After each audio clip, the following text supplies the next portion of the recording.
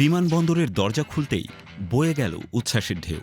সাংবাদিকদের ভিড়, ক্যামেরার ফ্ল্যাশ লাইট আর অগণিত মানুষের ভিড়ে খুঁজে পাওয়া গেল হামজা চৌধুরীকে। সিলেটের এই সন্তান, যিনি ইংলিশ প্রিমিয়ার লিগের মাঠ দাপিয়ে বেড়ান, আজ ফিরেছেন তার মাটিতে লাল সবুজের ভালোবাসায় সিক্ত হতে। কালো ট্রাক শুটে মোড়ানো তার সুঠাম দেহ, মুখে প্রশান্তির ছাপ, যেন একে দীর্ঘ পথ চলার পরে প্রিয় আশ্রমে ফেরা। জনতার ভালোবাসায় তিনি আপ্লুত। তার মুখে শোনা যায়, দারুণ লাগছে, আমার হৃদয় পূর্ণ, লম্বা সময় পর ফিরছি। সাংবাদিকরা অপেক্ষায় ছিলেন আরও এক প্রশ্নের উত্তরের জন্য। ভারতের বিপক্ষে ম্যাচ নিয়ে কি ভাবছেন তিনি। হামজা একটু থামলেন, তারপর এক গভীর দৃঢ়তায় সিলেটি ভাষায় বললেন, ইনশাল্লাহ আমরা উইন করব।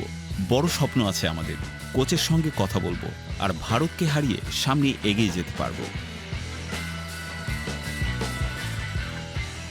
এই উচ্চারণে যেন পুরো দেশ আবেগে ধ্বনিত হলো। এক দীর্ঘ প্রতীক্ষার অবসান হবে কি? ভারত বদের মাহেন্দ্র খান কি তবে এবার সত্যি আসছে?